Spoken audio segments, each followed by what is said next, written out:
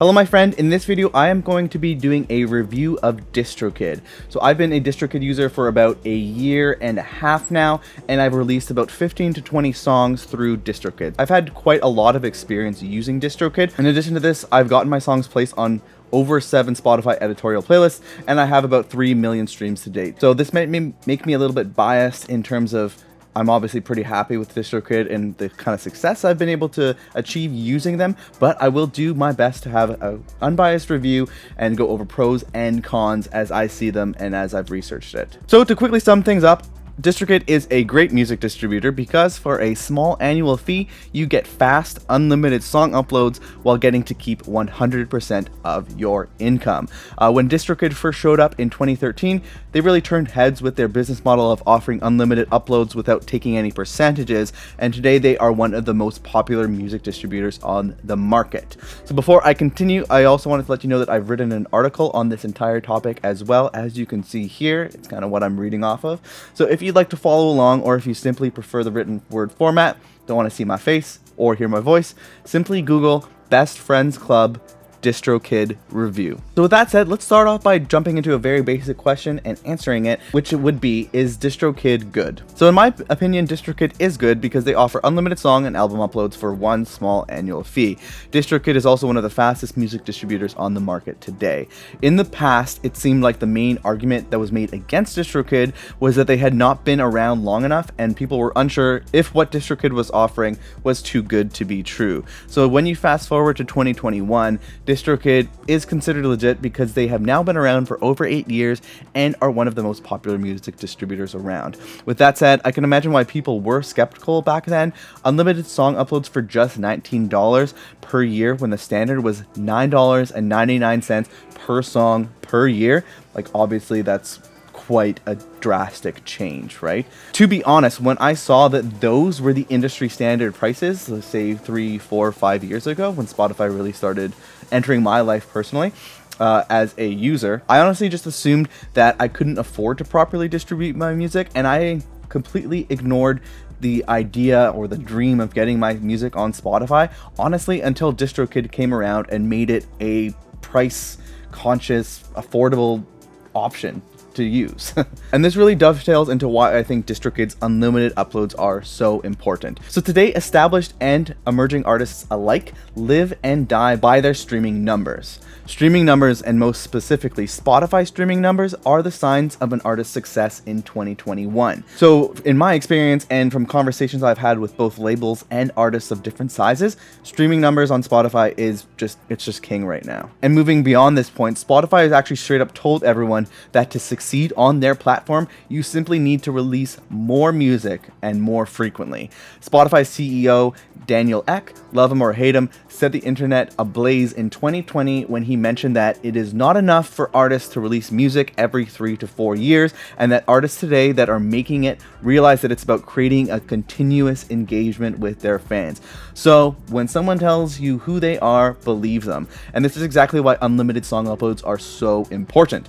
You need to drop lots of music, and paying a fee for every release is old school and a rich man's game that not a lot of people can play, me included. Essentially, DistroKid has really made it a lot easier for anyone to get their music up and potentially heard. And again, time for a quick brag, unfortunately, but I've proven all of this out myself by using DistroKid's unlimited song upload feature with a music release strategy where I release a new song every single month. Sure, it took a bit of time and not every song took off, but ultimately this led to one of my songs getting on over 7 Spotify editorial playlists, racking up about 1.5 million streams to date, which then led my next song to get on some editorial playlists and the next one after that, and now I have about 3 million streams. I now have over 25 songs up on Spotify, and honestly, I would not be able to afford to pay for each and every single one of those without DistroKid, and honestly, without DistroKid, I never would have even started this whole process. Also, real quick, before I continue, I should also let you know that I've done a video that dives a little bit deeper into what Spotify editorial playlists are and how I got on them. There'll be a link over here or whatever, as well as I put together a free course called the 6 Secrets to Spotify Success, where I dive into the strategy that I've been using a little bit more in detail. If that sounds cool and you want to check that out, there will be a link in the description. But now let's move on to the pros and cons of DistroKid, in my opinion. So the main benefit of using DistroKid is that you get these fast and unlimited song uploads, and you only have to pay a small annual fee per year, without DistroKid taking a cut of your revenue. However, one con is that you need to keep paying that annual fee to make sure that your music stays up. And another con is that DistroKid does have upsells that they're trying to get you to pay for along the way. So let's take a deeper dive into the pros and cons of using DistroKid, starting with the pros. Here are the main benefits of using DistroKid as your music distributor, in my opinion. You get unlimited song uploads, and you don't have to pay per song or album. There's a simple low-cost annual fee. You get to keep 100% of your Spotify royalties, Apple royalties, all that good stuff. DistroKid is one of the fastest music distributors, and they don't try to upsell you for that speed. They are just simply fast, no matter what plan you're on. They are also constantly adding new features and new streaming services and stores. DistroKid has built up a great reputation over the years, and they have a great relationship with its users and with Spotify. I think Spotify actually invested money in DistroKid, and if you look at Spotify's list of preferred distributors, they are actually at the top of that list. And lastly, their customer support is pretty excellent, at least in my opinion. There's a specific way to contact DistroKid, which I will put a video link to in the top here. Generally, they are quite fast, and they know what they're talking about and seem to give a shit. So in summary, the main benefits that I would call out are the unlimited song uploads, keeping 100% of your cash, and that low annual fee.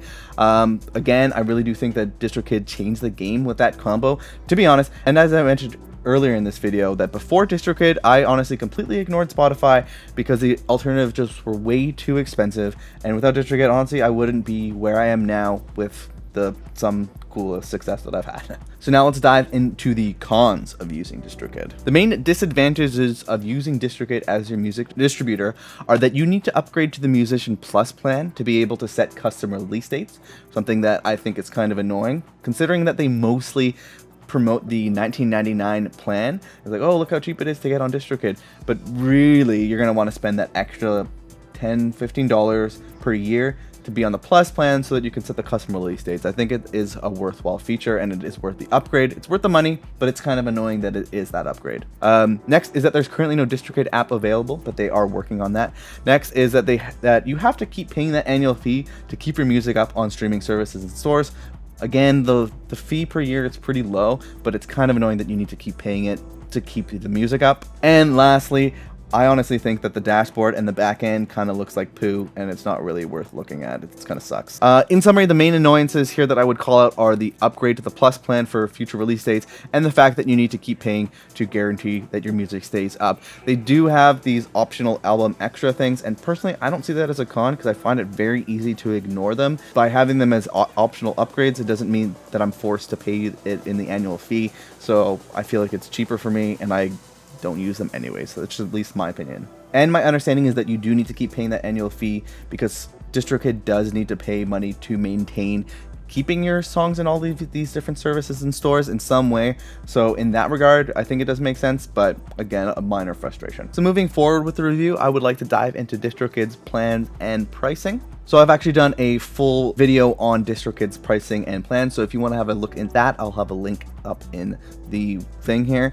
But essentially, DistroKid has 3 main plans that are available to you: the Musician plan, the Musician Plus plan, which is the one that I'm on, and the Label plan, which varies from having 5 artists all the way to 100 artists. From there, the way DistroKid's pricing works is quite simple. You simply pay the annual fee for the plan of your choice, and you're good to release as much music as you'd like. And then again, new users can actually save on their first year by applying the DistroKid discount, which I will have a link to that in the description below. Honestly, I think that DistroKid's approach here is definitely the way of the future when it comes to music distributions. For an artist to succeed in 2020, as I mentioned, you need to release as much music as possible and release it frequently. Having to pay per release is simply a dated and ineffective model that ends up being way too expensive. Again, with that said, DistroKid does have these extras, which are optional features and can be added on a per release basis. Kind of a con in my books for sure. So when comparing these plans, things that they have in common is that any plan, no matter which you're on, has unlimited song and album uploads, gives you the ability to upload to over 100 stores, and that's constantly increasing as well. You also get to keep 100% of your earnings no matter what plan you're on. You get the ability to get that Spotify verified check mark instantly in the DistroKid backend. You also get the ability to upgrade your YouTube channel to an official artist channel, and you get all those extra promo features like hyperfollow and spin the wheel, but I think that's all garbage anyways. The only real difference between these plans is how many artists that you are able to release music under, and in particular there's the difference of DistroKid Musician Plan when compared to the other plans is that the Musician Plus plans and the label plans give you the ability to release music under more than one artist, of course, and give you the ability to customize your label name, release date, pre-order date, and iTunes pricing. And out of those, the custom release date is the main thing that I think is important and is worth upgrading for. So next in this review, I want to cover the topic of where DistroKid distributes music to. So DistroKid can distribute your music to over 150 streaming services and stores or so.